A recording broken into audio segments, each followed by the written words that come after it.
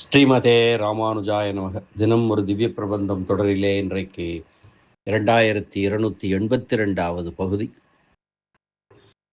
திருமங்கையாழ்வார் அருளிய பெரிய திருமடல் பிரபந்தத்தை அனுபவித்து வருகிறோம். அதிலே 36வது பகுதி.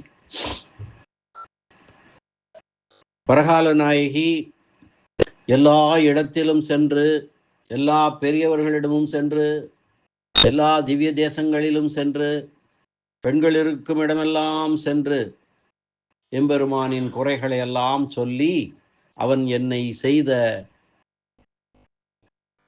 எனக்கு செய்த செயலை பாருங்கள், என் உருவத்தை பாருங்கள், என்னைக்கு பாராமுகமாக இருந்து என்னை இந்த அளவுக்கு செய்துவிட்டான் என்று சொல்லுவேன் என்று சொன்னாள்.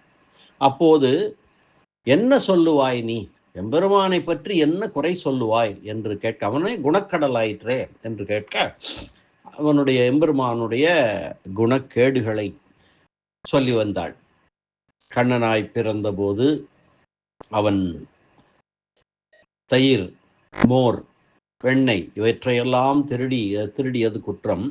அது மட்டுமல்ல, அவன் உரலோடு கட்டப்பட்டான் அல்லவா, அப்படிப்பட்டவன். அடுத்து ஆயர்வாடி மக்களெல்லாம் கொண்டு வந்த உணவை இந்திரனுக்கு படைப்பதற்காக, இந்திர விழாவுக்காக கொண்டு வந்த உணவை தடுத்து கோவர்த்தனத்துக்கு படைக்க சொல்லி, அந்த உணவு முழுவதையும் வண்டியாக முழுவதையும் இவன் ஒருவனே பெரிய பூத உரு கொண்டு உண்டான் அல்லவா, அது சாதாரண செயலா, எல்லாராலும் மதிக்கத்தக்க செயலா என்று கேட்டாள். மேலும் அவன் பெரியாள் என்று சொல்கிறீர்கள், அவன் என்ன ஒரு சோற்றுக்கு வழி இல்லாமல் இருந்த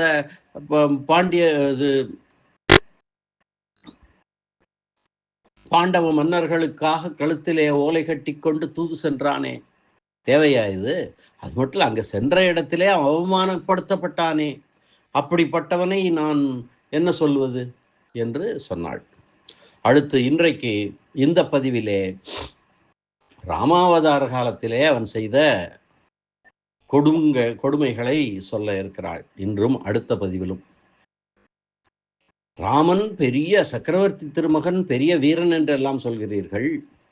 அவன் தன்னை விரும்பி வந்த, தன் மீது காதல் கொண்ட ஒரு பெண்ணுக்கு அவள் வேண்டியதை தராமல் மறுத்ததுடன் அவள் மூக்கையும் அறிந்து உடலை ஹீனம் செய்தானே, இது சரியான செயலா, இது வீரமுள்ள செயலா என்று இந்த பகுதியிலே கேட்கிறாள்.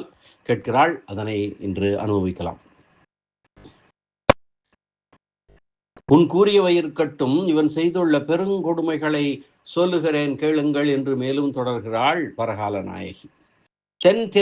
தென்னிலங்கை ஆட்டி அரக்கர்குலப்பாவை மன்னன் ராவணன் தன் நல் தங்கை வாழ் எயிற்று துன்னு சுடுசினத்து சூர்ப்பனகா சோர்வு எய்தி பொன்னிறம் கொண்டு புலர்ந்தெழுந்த காமத்தால் தன்னை நயந்தாளை தான் முனிந்து மூக்கறிந்து என்று சொல்லுகிறாள். ராமபிரான் பெயரை சொல்லவில்லையே தவிர இந்த செய்தி ராமாயணத்தில் வருவது பெயரை சொல்லாமலேயே சொல்கிறாள். எம்பெருமான் என்ற தனத்திலே சொல்லுகிறார். தென்னிலங்கை ஆட்டி அரக்கர்குலப்பாவை மன்னன் ராவணன் தன் நல் தங்கை வாழையிற்று துன்னு சுடுசினத்து சூர்ப்பனகா அவள் சோர்வு எய்தி பொன்னிறம் கொண்டு புலர்ந்தெழுந்த காமத்தால் தன்னை நயந்தாளை தான் முனிந்து மூக்கறிந்து என்பது இன்றைய பாசுர பகுதி. தென்னிலங்கை ஆட்டி அரக்கர்குலப்பாவை மன்னன் ராவணன் தன் நல் தங்கை வாழியிற்று துன்னு சுடுசினத்து சூர்ப்பனகா சோர்வு எய்தி பொன்னிறம் கொண்டு புலர்ந்தெழுந்த காமத்தால் தன்னை நயந்தாளை தான் முனிந்து மூக்கறிந்து. பதவுரை பார்க்கலாம். தென்னிலங்கை ஆட்டி, அழகிய இலங்கைக்கு அரசியும், அரக்கர்குலப்பாவை, அரக்கர்குலத்தில் தோன்றிய பாவை போன்றவளும், மன்னன் ராவணன் தன் நல் தங்கை, மன்னனாகிய ராவணனுடைய அன்புக்குரிய நல்ல தங்கையுமான, வாழ் ஈற்று, வாழ் போன்ற பற்களை உடைய, துன்னு சுடுசினத்து, எப்போதும் பொருந்திய கொடிய கோபத்தை உடைய, சூர்ப்பனகா, முரம்போன்ற நகங்களை உடையவள் என்று பொருள்படும் சூர்ப்பனகை என்பவள் புலர்ந்தெழுந்த காமத்தால், அவளுக்கு மிக்கு எழுந்த காம நோயினால் சோர்வு எய்தி உடல் தளர்ந்து பொன்னிறம் கொண்டு பசலை நிறம் ஏற்படுமாறு உடல் வெளுத்து தன்னை நயந்தாளே, எம்பெருமான் ராமனாக அவதரித்த போது அவனை நுகர விரும்பியவளை தான் முனிந்து கருணை வள்ளலாகிய தான் வெகுண்டு மூக்கறிந்து அவள் மூக்கினை துண்டாக்கி தன் வீரத்தை காட்டினான். இதுவோ வீரம் என்று கேட்கிறாள் பரகால நாயகி. இந்த பகுதியினுடைய திரண்ட பொருள், அதாவது சூர்ப்பனகையின் மூக்கறிந்த திறம். தென் திசையில் உள்ள இலங்கையின் பெரும் செல்வத்திற்குரியவளாய் பிறந்த சூர்ப்பனகை மன்னன் ராவணனுக்கு நேரே பின்பிறந்தவள். இடைவிடாது பிறரை வருத்தும் சினத்தை உடையவள். அவள் செய்தது என்ன என்றால், அவள் தன்வசம் இழந்து உடம்பு வெளுத்து துவண்டு மிகுந்தெழுந்த காமத்தாலே ராமனை விரும்பி வந்தாள். அவளை கோபித்து அவளது மூக்கை அறிந்த வீரச் செயல் நன்றாய் இருந்தது பாரீர். தன்னை ஆசைப்பட்டவளை தான் வேண்டாம் என்பதுடன் மூக்கை எரித்தது என்ன வீரமோ என்று கேட்கிறாள் பரகால நாயகி. இந்த பாசுர பகுதிக்கான வியாக்கியான சக்கரவர்த்தி பெரியவாச்சான் பிள்ளை, அழகிய மணவாள பெருமாள் நாயனார் ஆகியோரது வியாக்கியானங்களுக்கான புத்தூரார் திவ்ய பிரபந்த சார விவரணத்தை பார்க்கலாம்.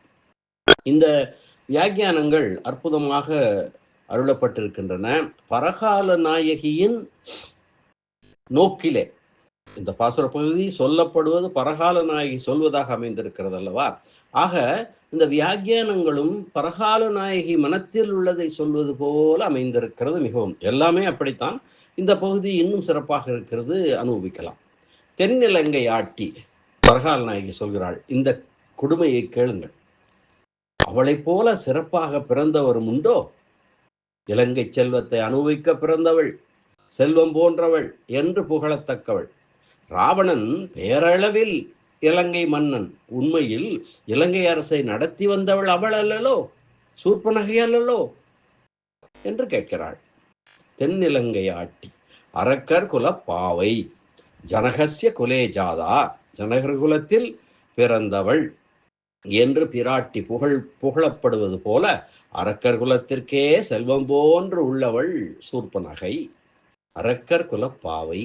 மன்னன் ராவணன், ராவணன் ராஜராஜன் என்று சொல்லத்தக்கவன். அவனைப் போல வாழ்ந்தவர் உண்டா? ராவணனைப் போல வாழ்ந்தவர் உண்டோ? மன்னன் ராவணன் தன் நல் தங்கை, அந்த அப்படிப்பட்ட ராவணனுக்கு நல்ல உயிர் போன்றவள், நேரே உடன் பிறந்த தங்கை, தன் நல் தங்கை வாழ்கையிற்று. அவளது பற்களின் ஒளி உள்ளத்தை கவர வல்லது. பெண்கள் என்றால் அப்படிப்பட்ட ஒளியுடைய பற்களை உடையவராக இருக்க வேண்டும் என்று பரகால நாயகி சொல்வதாக உரை சொல்லுகிறார்கள், நயம் கூட்டுகிறார்கள். துண்ணு சுடுசினத்து சூர்ப்பனகா. இவ்வளவும் மேலே சொன்னதெல்லாம் விவரணம். அவருக்கு சூர்ப்பனகைக்கு விவரணம்.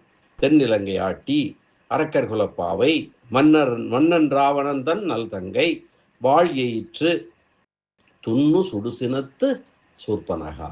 அவளை ஒப்பவர் இல்லை, அழகில் குறைவற்றவள் சூர்ப்பனகை. அவள் வெளியழகு கிடக்கட்டும், உள்ளழகை நோக்குங்கள். காதலின் தன்மையை அறியாத ராமபிரானிடம் அவள் தன் உள்ளத்தே கொண்ட கோபம், தன்னை ஏற்கவில்லையே என்று தன் உள்ளத்தே கொண்ட கோபம் கொண்டாள் அல்லவா, அவளுடைய உள்ளத்தின் அழகை அல்லவா அது காட்டுகிறது என்று துண்ணு சுடுசினத்து சூர்ப்பனகா என்று சொல்கிறாள். சூர்ப்பனகா என்றால் முரம்போன்ற நகங்களை உடையவள் என்பது பொருள். ஆனால் எம் சக்கரவர்த்தி திருமகனை பார்க்க செல்லும் போது அழகான இளம் பெண் வடிவிலே தன்னை மாற்றிக்கொண்டு சென்றாள் என்று காவியம் கூறுகிறது. அவள் சோர்வு எய்தி, என்னை போலே காதலாலே உடல் சோர்வுற்றவள் அல்லவா அவள் சூர்ப்பனகை. சக்கரவர்த்தி திருமகனோடு தான் நினைத்து வந்தபடி கூடி குலாவ முடியாததாலே சோர்ந்து நிலத்தில் விழ சோர்வு எய்தி, பொன்னிறம் கொண்டு காதல் ஈடேறாமையாலே என்னை போலே உடம்பு வெளுத்தாள் அல்லவா. நினைத்த விரும்பிய பொருள் கிட்டப் பெறாமையாலே தன் இயற்கை நிறம் மாறிய உடம்பை உடையவளாய். சூர்ப்பனகா துண்ணு சுடுசினத்து சூர்ப்பனகா சோர்வு எய்தி பொன்னிறம் கொண்டு புலர்ந்தெழுந்த காமத்தால், வெளிப்பட்டு பெருகிய காமத்தை உடையவளாய், கடலை விட மிக பெரிதாக கிளர்ந்த காதலாலே இவனிடம் கடுங்காதல் கொண்டதற்கு நல்ல பரிசு கிடைத்தது. சக்கரவர்த்தி திருமகனிடம் சூர்ப்பனகை கொண்ட காதலுக்கு, கடுங்காதலுக்கு நல்ல பரிசு அவளுக்கு கிடைத்தது. என்ன பரிசு? தன்னை நயந்தாளை, மிக்க காதலோடு ராமபிரானாகிய தன்னை ஆசைப்பட்டவளை, எம்பெருமானாகிய தன்னை ஆசைப்பட்டதல்லவோ அவள் எம்பெருமானுக்கு செய்த குற்றம். எம்பெருமானை ஆசைப்பட்டது தானே அவள் செய்த குற்றம். எம்பெருமான் தன்னை ஆசைப்பட்டவரை கோபித்தல் ஏற்புடைய செயலா? ஒருவர் ஆசைப்படுகிறார் என்றால் அவளை கோபிக்கலாமா? தன்னை நயந்தாளை, தான் முனிந்து, தன்னை ஆசைப்பட்டவரை தானும் மனம் இசைந்து ஆசைப்படுவதை விட்டு அதனை செய்யாமல் கோபிக்க வேண்டுமோ என்று கேட்கிறாள் பரகால நாயகி. புலர்ந்தெழுந்த காமத்தால் தன்னை நயந்தாளை தான் முனிந்து, அவன் கோபித்து கொண்டு மூக்கறிந்து, கோபித்து கொண்ட அளவோடு விட்டு விட்டானா சக்கரவர்த்தி திருமகன்? இல்லையே, அவளுக்கு உருவச்சிதைவையும் உண்டாக்கினானே. அப்படி உருவச்சிதைவை உண்டாக்க வேண்டுமா? காதையும் மூக்கையும் அறுத்து விட வேண்டுமோ? தன்னை விரும்பிய ஒரு பெண்ணுக்கு இப்படி செய்வது நியாயமா? ஒரு பெண்ணை மூக்கறிந்த செயலை பற்றி கழிவிறக்கம், அதாவது அனுதாபம் கூட கொள்ளாமல் பெரிய வீரச் செயலை செய்தவனாக நினைத்து கொள்ளலாமோ அவன்? இதுவா வீரம்? இதுவா சக்கரவர்த்தி திருமகனுக்கு கொண்ட உரிய வீரம் என்று கேட்கிறாள் பரகால நாயகி. தன்னை எம்பெருமான் உதாசீனப்படுத்துகிறான், தன்னிடம் பாராமுகமாக இருக்கிறான். அதே போல ராமபிரானிடம் ஆசைப்பட்ட சூர்ப்பனகையிடம் ராமபிரான் பாராமுகமாக இருந்தான், கோபித்து கொண்டான், அவன் மூக்கையும் அறிந்து விட்டான். என்ன நமக்கும் அதுதான் கதியோ என்று எண்ணி சொல்கிறாளா தெரியவில்லை. ஆனாலும் ராமபிரானின் வீரத்தை, ஒரு பெண்ணின் மூக்கை அறிந்த வீரத்தை, அதுவும் தன்னை நயந்த பெண்ணின் மூக்கை அறிந்த வீரத்தை சாடுகிறாள். இதையெல்லாம் நான் சொல்லுவேன், சொல்லி மடலேறுவேன் என்று சொல்லுகிறாள் பரகால நாயகி. அற்புதமான ஒரு பாசுர பகுதி. மீண்டும் ஒரு முறை பாசுர பகுதியை அன்வயிக்கலாம்.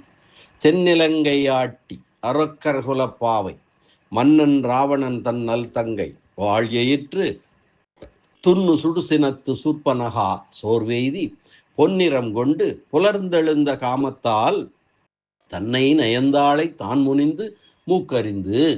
இப்படிப்பட்ட வீரத்தை உடையவனாவன் என்று கேட்கிறாள்.